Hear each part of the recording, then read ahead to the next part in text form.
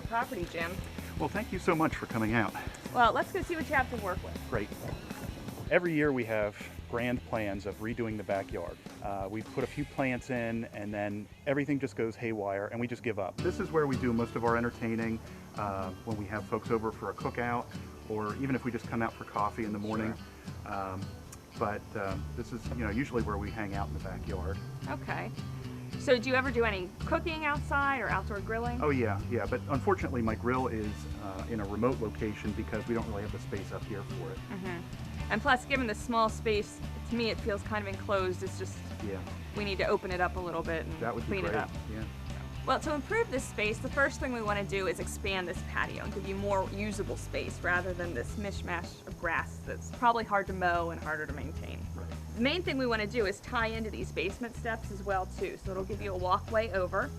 I really like how you've used these trellises to work as a fence so you aren't falling into your basement. You need to look at how many people you're going to be entertaining, how many people are going to be using the space, how you're going to be using the space, and that's how I gave him the recommendation to open up his patio, and paving is usually a lot easier maintenance than planting, so we have that benefit as well. Looking at what you've got some bricks back here, and the main patio is done with concrete pavers. Right. What I would suggest to get more material is look at some demo sites, check out Craigslist, check out some other sites, and maybe find some free brick that people no longer need, and that's usually an easy thing to come by. Okay. And then you can use the two materials and come up with a really neat pattern and make this all one patio, and it'll look really great when you're done.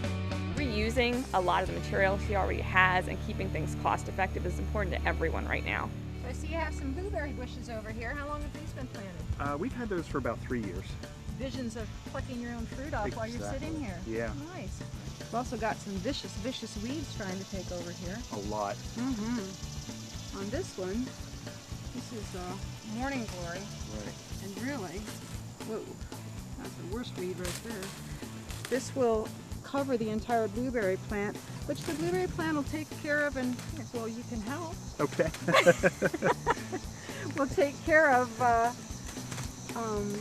we'll still be okay, but what happens is the more this consumes that, the less the plant can photosynthesize, and then we get to dry, and then we get to I can't eat because I can't see the sun anymore. Right, it's really important to keep this kind of stuff off your plants. We also have some pokeweed here. So although this plant can be attractive, 6 to 8 feet tall, it's gorgeous big leaves on it, and then a purple blackberry. It's highly poisonous, and you really don't want your dog coming over here and getting into this. If we could get that cleaned up and just get something that's kind of more inviting, I think it would be a great space to use. There's so many possibilities to everything that you look at, as you just have to see them out of the box. You're busy. Sometimes you can choose certain plants that don't need you as much. This here is a crepe myrtle, again a dwarf crepe myrtle. So it's only going to get to be about 4 feet tall, and it doesn't need a lot of moisture. So, and I love this foliage, look at it. It's almost like little tiny holly, and it's shiny. It's really cool, and it'll bloom into the fall. With these little berries? Mm-hmm. Oh, nice. Yeah, way into the fall. These guys know that they're pretty busy, so they're not going to have a lot of time to give to their plants. So they need very independent plants that don't need much nurturing on a daily basis. Something I think you're going to enjoy that I did in here is I put cardboard underneath these larger size nuggets. Really? And that works well for a couple of things. One, it's cheap.